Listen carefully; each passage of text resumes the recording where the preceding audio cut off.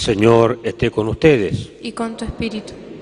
Evangelio de nuestro Señor Jesucristo según San Juan. Gloria a ti, Señor. Al atardecer del primer día de la semana, los discípulos se encontraban con las puertas cerradas por temor a los judíos. Entonces llegó Jesús y poniéndose en medio de ellos les dijo: la paz esté con ustedes. Mientras decía esto, le mostró sus manos y sus costados. Los discípulos se llenaron de alegría cuando vieron al Señor. Jesús les dijo de nuevo: la paz esté con ustedes. Como el Padre me envió a mí, yo también los envío a ustedes. Y al decirles esto, sopló sobre ellos y añadió: reciban el Espíritu Santo. Los pecados serán perdonados a los que ustedes se los perdonen y serán retenidos a los que ustedes se los retengan. Tomás, uno de los 12, de sobrenombre el mellizo, no estaba con ellos cuando llegó Jesús. Los otros discípulos le dijeron: hemos visto al Señor. Él le respondió: si no veo la marca de los clavos en sus manos, si no pongo el dedo en lugar de los clavos y la mano en su costado, no lo creeré. 8 días más tarde, estaban de nuevo los discípulos reunidos en la casa, y estaba Tomás con ellos. Entonces apareció Jesús, estando cerradas las puertas, se puso en medio de ellos y les dijo: la paz esté con ustedes. Luego dijo a Tomás: trae aquí tu dedo, aquí están mis manos. Acerca tu mano y métela en mi costado, en adelante no seas incrédulo, sino hombre de fe. Tomás respondió: Señor mío y Dios mío. Jesús le dijo: ahora crees porque me has visto. Felices los que crean sin haber visto. Jesús realizó además muchos otros signos en presencia de sus discípulos que no se encuentran relatados en este libro. Estos han sido escritos para que ustedes crean que Jesús es el Mesías, el Hijo de Dios, y creyendo tengan vida en su nombre. Palabra del Señor. Gloria a ti, Señor Jesús. Que las palabras de este Santo Evangelio borren, Señor, todos nuestros pecados. Queridos hermanos en el Señor, dice el Evangelio de San Juan en el comienzo que al atardecer del primer día de la semana, o sea, del domingo de Pascua, el domingo de la resurrección, Jesús aparece resucitado. El domingo pasado habíamos leído por la mañana la parte anterior a este texto, cuando Jesús, muy de madrugada, resucita y María Magdalena va al sepulcro y va también Juan y Pedro. Por la tarde habíamos leído el texto de Lucas 24, donde Jesús aparece a los discípulos de Emaús. O sea, a posteriori viene esto. Los discípulos de Emaús vuelven, comentan que lo han reconocido al partir el pan y que les ardía el corazón, y allí aparece Jesús resucitado, con las puertas cerradas porque tenían miedo, y les dice: la paz esté con ustedes. Estaba todo cerrado, o sea, un signo de que tienen miedo. Entonces Jesús les da la paz. Creo que por un lado es el saludo, la paz esté con ustedes, pero llama la atención que 3 veces les va a decir Jesús: la paz esté con ustedes. Se me ocurre que quizás sea que necesitaban mucha paz, porque una empresa tan linda como era esto que Jesús le había dejado a Pedro y a los demás apóstoles, y que, bueno, terminaran así escondidos por miedo, y después todas las persecuciones que aparecen a partir del martirio de San Esteban Diácono, bueno, claro, no es muy alentador para buscar adherentes al judío-cristianismo, que era lo que era en ese entonces, porque eran judíos convertidos al cristianismo. Pero Jesús, cuando se aparece, muestra sus manos y sus costados para que vean que es el mismo, que tiene los signos de la muerte, pero que está vivo. Los discípulos se alegran y Jesús nuevamente le va a decir: la paz esté con ustedes. O sea, el hecho de que se alegren no necesariamente significa que se les va el miedo. Hay una razón también por la cual tienen miedo, ¿no? Porque no han recibido el Espíritu Santo, que les da el temor de Dios, que es otra cosa. Y dice Jesús que el Padre lo ha enviado, y entonces Él comienza acá la tarea de dispersar hacia afuera todo lo que han aprendido los apóstoles en 3 años. Y como el Padre me envió, yo los envío a ustedes a la misión. Es decir, a bautizar, a evangelizar, a dar catecismo. Los envía. Nosotros estamos acostumbrados, ¿no es cierto?, a los catequistas laicos. En mi época, acá hay personas mayores que yo, no sé cómo eran, pero en la mía y en mi realidad de mi parroquia, amén de las venerables señoras y señoritas que nos daban catequesis, también nos daba catequesis el párroco y el obispo, ¿no? Y nos confesaba el párroco, el vicario parroquial y el obispo. Y nos celebraba la misa el párroco, el vicario parroquial y el obispo. Y esto no es poca cosa, ¿no? No es poca cosa. Porque antiguamente habían ciertas catequesis que las daba el obispo. Y no es por una cuestión de pensar en jerarquía, ¿no es cierto?, en títulos, en precedencias, no. El obispo tiene la plenitud del sacerdocio. Entonces el Padre me envió, yo los envío a ustedes a la misión, a bautizar, a evangelizar y a catequizar. Monseñor Rosali fue el fundador de esta parroquia, obispo de San Juan de Cuyo, donde pertenecíamos en esa época. Él mismo salía a misionar, y bueno, y llegó hasta aquí, llegó a Malargüe, llegó a Villatuel, llegó a Neuquén. Él se hizo misionero, ¿no? Y les decía a los párrocos: bueno, vayan a descansar, que ahora yo voy a ser el párroco. Se levantaba a las 4 de la mañana, limpiaba los bancos, limpiaba el piso. Eso está todo por escrito. Inclusive si ven algunos libros por ahí van a ver que están con su firma y otros obispos más también mayores, ¿no? Pero era el ejemplo del obispo que compartía la vida sacramental y la vida de todos los días, ¿no? O como cuando le preguntaban en Córdoba, cuando era el obispo Fray Montesquieu, ¿dónde está que no lo encontramos? Dice: donde vean una fila de pobres pidiendo algo, adelante está él. Obra de misericordia. Tuve hambre, me hice a comer. Y entonces Jesús sopla sobre los apóstoles y le dice: reciban el Espíritu Santo. Hemos hablado del bautismo recién. Y acá se vería la confirmación, el soplo del Dios viviente. Los pecados que ustedes perdonen serán perdonados y los que ustedes retengan serán retenidos. Acá aparece la misericordia de Dios, la Pascua, su pasión, su muerte, su resurrección, su última cena, la cruz, que sería la Eucaristía. La tenemos ya: bautismo, confirmación y Eucaristía, en el orden que realmente tiene el catecismo. Y hasta acá viene todo bien. Estamos todos contentos. Han recibido el Espíritu Santo, ahora pueden salir.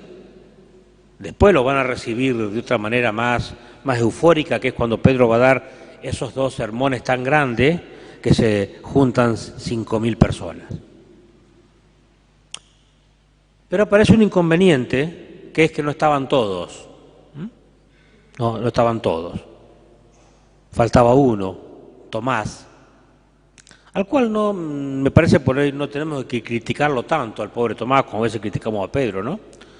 Por las cosas que hicieron como humanos. Porque 8 días después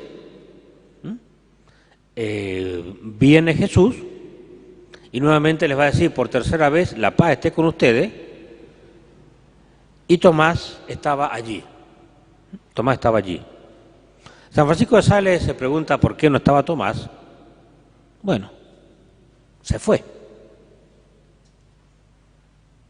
Recordemos que habían algunos que habían dicho, dijo que hacía 3 días que iba a resucitar el tercer día, y ya van 3 días y no lo hemos visto. Y se lo decía al mismo Jesús, no lo reconocían. Quizás se cansó, quiso dar una vuelta. Habrá pensado, bueno, que no era así todavía, que quizás para pensar un poco solo y decir, bueno, voy a volver a mi trabajo de la pesca, vaya a saber, ¿no? Pero lo que San Francisco de Sales subraya aquí es que se separa de la comunidad. Es como que si yo dijera, me voy de esta comunidad y me hago un ranchito aparte. Podría ser un ejemplo, ¿no? No lo voy a hacer. Pero más que el ranchito en cuanto a paredes y techo, sería el ranchito comunitario, ¿no? Que yo me hago mi espacio con mi gente, ¿no? Con mi gente, con mis ideas. Puede ser una opción, la de Tomás, esta. No lo creo que Tomás haya pensado eso, como creo que nosotros tampoco lo pensamos. Pero el separarse de la comunidad, cuando uno tiene que estar en la comunidad, es algo importante porque se perdió de ver y estar con Jesús resucitado. Ese es el costo que pagó, no ver al Señor. Y uno dice, bueno, pues iba a venir a los 8 días. A los 8 días vino porque quiso, no porque los apóstoles le pidieron. Entonces el Señor regresa a estos 8 días porque volvió a buscar la oveja perdida. Y entonces ahora entroncamos con San Agustín para ver qué nos comenta de este tema. Dice así el santo: Tomás no daba crédito a las mujeres que habían dicho que lo habían visto, ni a los varones que lo habían visto, decía María Magdalena y las otras mujeres, y Juan y Pedro, y los discípulos de Maús, que le comunicaron la resurrección de Cristo el Señor. Tomás era un apóstol que fue enviado para predicar el Evangelio, y entonces San Agustín se pregunta cómo pretendía que los otros creyeran lo que él como apóstol no creía.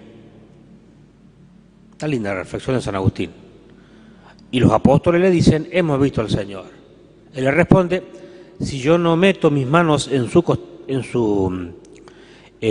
costado y no toco con mis dedos en lugar de los clavos, no voy a creer. Claro, sí, cualquiera también cree, si ve. Pero justamente la fe es creer en Dios en quien no veo. Pero antes le dice a María Magdalena, Jesús, fíjense que acá Tomás está hablando si no toco. Jesús antes le había dicho a María Magdalena, no me toques. ¿Cómo es el tema? ¿Por qué esta actitud? No me toques, María, porque no he subido todavía a mi Padre y al Padre de ustedes. Es decir, a la mujer que tiene fe, que cree, le dice que no lo toque, pero al varón que no cree, sí le dice que toque. O sea, volvemos a continuar lo del domingo pasado, cuando hablábamos del privilegio que tuvo la mujer que amó, que vio, creyó y esperó. Jesús había llamado a la mujer por su nombre, María, y así la hizo feliz, y le concedió el conocimiento de saber que Él era Jesús resucitado. María ya había creído y por eso el Señor le dijo, no me toques, no hacía falta.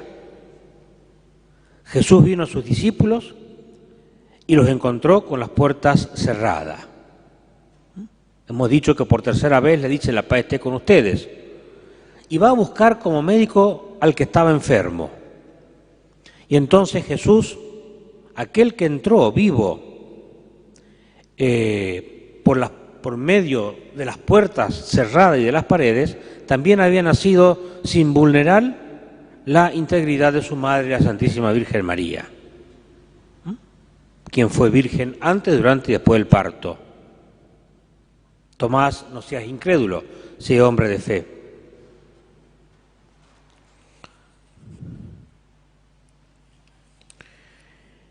En los Hechos de los Apóstoles, que es la primera lectura de hoy, escuchamos la enseñanza de los apóstoles.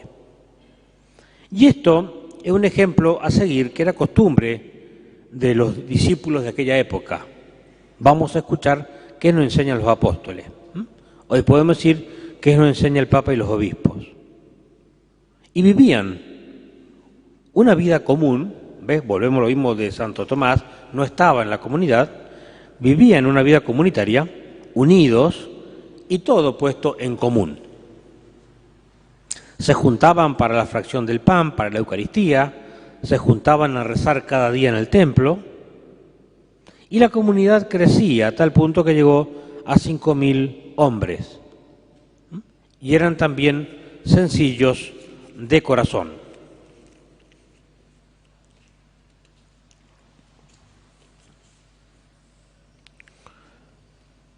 San Pedro, en la segunda lectura, dice: ustedes aman al Señor sin verlo y se alegran con un gozo indecible, lleno de gloria, seguros de alcanzar el término de la fe, que es la salvación. Alcanzar el término de esa fe. Jesús entonces, mis buenos hermanos, el rostro misericordioso del Padre, misericordia que se expresa en el perdón de los pecados, por ejemplo, para el sacerdote, para el ministro y también para todos en las 14 obras de misericordia, con la cual seremos, llamémosle, examinados en el día del juicio final, las 7 obras espirituales y las 7 corporales.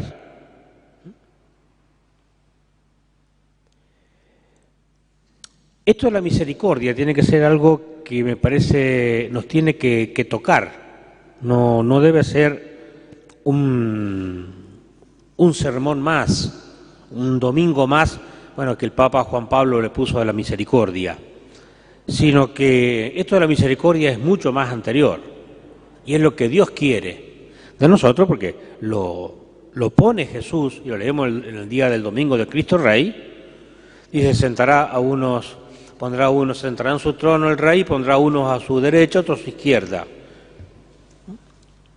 ¿Por qué? Porque tuve hambre, me diste comer, para un lado; tuve hambre, no me diste comer, para el otro; tuve sed, me diste beber, para un lado; tuve sed, no me diste beber, para el otro. Y así podemos seguir agregándole otras cosas. Entonces, no dejemos de olvidar esto, ¿no? El rostro misericordioso del Padre. Y es un rostro misericordioso que se debe mostrar sacramentalmente en nosotros y también fraternalmente en ustedes.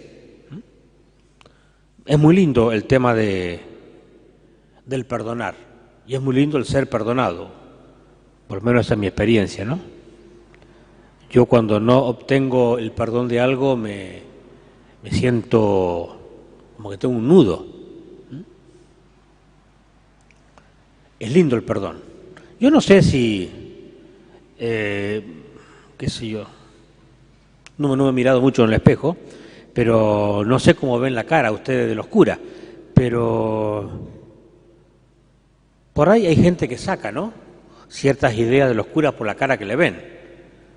A mí por lo menos me gustaría que me dijeran que tengo cara de misericordioso. Me gustaría, no sé si lo soy, ¿no? No sé, doña Ofelia, ¿qué opina? Gracias. Porque es muy interesante esto. Fíjense, yo les cuento esto así extra, pero que tiene que ver. Yo cuando era muy niño, hace mucho ya, en mi parroquia me gustaba ponerme frente al confesionario para ver cómo confesaban los curas, porque me tenía mucha intriga a mí eso, ahí en la Catedral de San Rafael, ¿no? Cómo confesaban los curas. No es que me interesaba qué se decían entre el cura y el pecador, sino que el cura siempre estaba contento. Eso fue lo que me llamó hasta el día de hoy la atención, y es más, recuerdo los nombres de los curas, ¿no? Y yo me preguntaba, ¿por qué estos padres están contentos? Porque sabía yo que lo que se confesaba eran cosas feas. No había hecho el catecismo todavía, ¿no? ¿Por qué están contentos si son cosas feas las que le cuentan la gente, ¿no? Ese tema me siguió dando vuelta en la cabeza y un día, vi varias veces, muchas veces, esas largas colas de confesiones ahí en San Rafael, acá las he visto después en otros lugares donde he estado, que esperaban el perdón. Fíjense qué interesante que es eso, ¿no? Estoy esperando que me perdonen y no me voy, me quedo. Con el tiempo, ya pasé de ser niño, adolescente y era joven, y entonces decidí que, o por lo menos le respondí a Dios que sí en el llamado vocacional, y tuve que ir a hablar con mi obispo. No sé si todavía se estila eso, ¿no? Porque ahora, bueno, las cosas por ahí van cambiando. Fui a hablar personalmente con mi obispo, que digo, quiero ser cura, y me dijo que por qué. Me mató con eso, ¿no? Porque uno no lleva el discurso preparado, que si no más o menos ha visto lo que hace su párroco. Y le dije, me salió adentro, porque quiero ayudar a mis hermanos confesando y dando misa, ¿no? Eso fue lo que me salió. La tarea del cura tiene más que eso, pero quizás sean los dos polos, ¿no? Por supuesto, el director espiritual me había dicho, no te hagas muchas ilusiones, porque hasta que el obispo no te llame el día de ordenación y confirme tu vocación, no sabes si vas a ser cura o no. Y han pasado los años, y ya llevo casi 32 de cura, y sigo escuchando las miserias, y justamente como son miserias, doy misericordia. Y soy feliz, no por lo que escucho, sino por cómo se van ustedes y los demás, ¿no? Y también soy feliz cuando a mí se me perdonan los pecados, ¿no? Eso es lindo, pero el gesto, el hecho de que uno pueda perdonar a otro, porque también hay gente que por ahí viene y acá no, porque ustedes son muy buenos, ¿no? Pero en otros lugares se confiesan de los pecados contra mí. Entonces yo tengo que poner cara de que no escuche nada y decir yo te absuelvo. Hoy nos encontramos con la hermana María Gema, que viene coronada. Y viene coronada como su esposo, Cristo, que está coronado, porque ha hecho los votos perpetuos en la época de San José, allá en el mes de marzo. Entonces celebra esta misa de acción de gracias con quien se ha desposado, ¿no? Por eso siempre les digo que son las esposas de Jesús. Me tengo que llevar bien con ellas porque son las esposas de mi jefe. Voy a saber después en la oración de la noche qué le dirán del Padre Pepe o voy a tener un problema. Entonces esta acción de gracia al Señor con quien se ha desposado para siempre y consagrada a Dios para toda una vida. Para toda una vida. Y que hay que sostener. Como el matrimonio, como la vida sacerdotal, la vida religiosa, hay que sostener, alguien decía una vez, como condimentar todos los días la ensalada, consagrar a Dios, consagrados a Dios para siempre, quien vive en el corazón de ella desde el bautismo, ¿no? Siempre me llamó la atención a mí aquella foto de la Madre Teresa de Calcuta, el día de la vida consagrada, cuando aparece con un cirio encendido, ¿no? Y allí uno podía ver, en ese caso, que era como la renovación de las promesas del bautismo, ¿no? Entonces, ver una religiosa con hábito es ver un anticipo de la vida del cielo, ¿no? No sé si las hermanas van a ir al cielo, yo creo que sí, pero digo, verlas a ella significa eso, ¿no? están entregadas a Dios.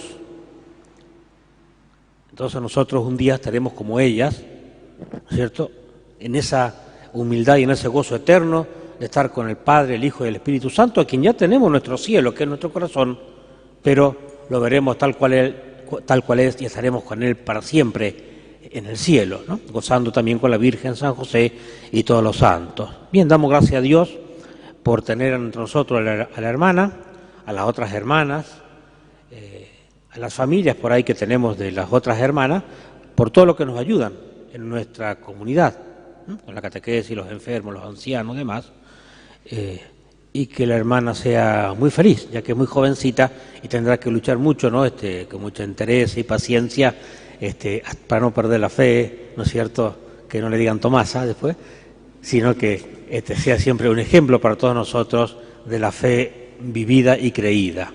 Que así sea.